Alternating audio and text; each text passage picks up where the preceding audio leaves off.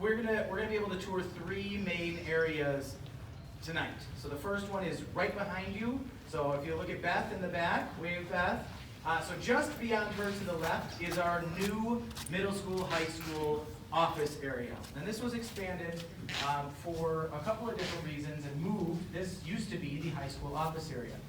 And as you can see, logistically, if we have somebody coming in through the locked doors and being buzzed in over there, they had access, if they went to the right, to the entire middle school, and they could walk right past this high school office area to get access to the high school. That is not a safe or comfortable feeling for not only parents, but our staff. And so we created a two-stage entry. And so that is where the first bank of doors is open, the second bank of doors is locked, and they only can come through any visitors throughout the day through the main office area. So we know who's in the building at all times. And so that was a major priority of our referendum in 2022. The second piece is a two-story addition. And that's going to be in the far corner.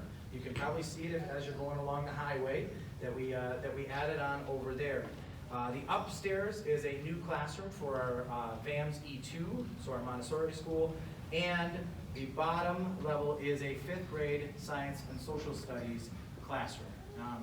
And so I don't know if Rob's here, but Rob Zuby was operating a 5th grade science classroom in about an 800 square foot classroom with no windows and no sinks.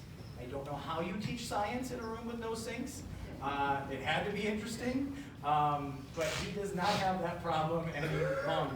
And so as you go through that classroom, you will see a much larger classroom. He has 6 sinks and 2 beautiful windows that overlook the baseball field out the back. You can see a little bit of the trees and the woods as well. It is a gorgeous facility. And then the largest part of this process was our tech ed and ag spaces. So we renovated over 15,000 square feet and added an additional 7,500 square feet to that space. It had not been updated since since 1970. And so it's an incredible space. And I was just talking with a few of our former tech ed and ag teachers, and I just want to acknowledge them right now. So if you taught tech ed or agriculture in this district, please stand up. Thank you so much for your service and for being here tonight. I appreciate it so much. And we were just talking about what a great investment that was to not need a major renovation in a space like that since 1970. And to be able to have a space and quality products and quality tools and equipment that could last that long. And that's what we are hoping that we're gonna have now again, is to set this district up for many, many, many years. This process is years in the making.